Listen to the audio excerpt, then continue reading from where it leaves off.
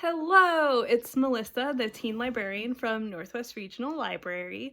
I'm here today in my cozy reading nook, and today I'm going to talk to you about my pick for October's Virtual Teen Pride Book Club.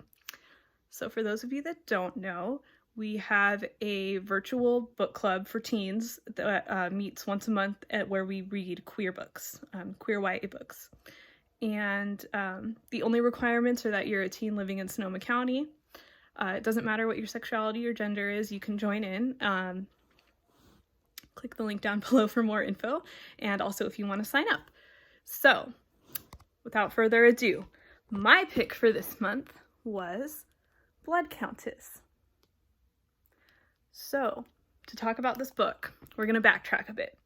So back in the 1500s, or I guess 1500s and early 1600s, there was this actual lady, like this is real, named Elizabeth Bathory. So this person was a very wealthy aristocrat, and she, it's theorized, I don't know if it's actually like confirmed, but it's theorized that she was one of the most prolific serial killers of all time. And the mythos goes that she would hire young women and young teens from the local town to be her servants, and that she would kill them and take baths in their blood. That's pretty terrifying. So it's not really confirmed. There's some people that think that the bath part comes from her name, Bathory. But what is confirmed is that she was an awful person. Like, she definitely...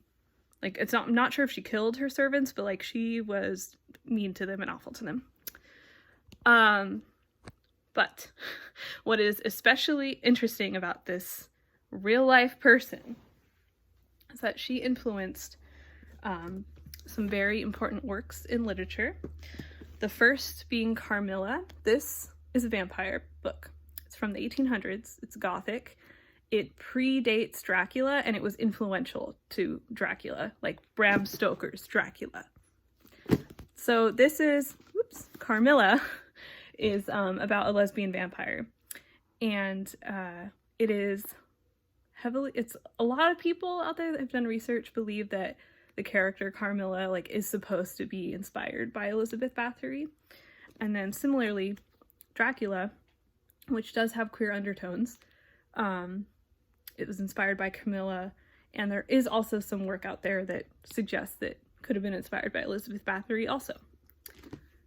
And on that note, so Carmilla and Dracula, these are both books from the 1800s. Language, kind of boring sometimes, if we're going to be honest. I mean, some people are into that, but a little boring, because it's old English.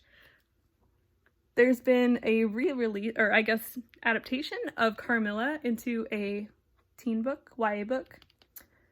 It's more modernized, and yeah, I think that's pretty cool. So that exists. But going back to Blood Countess.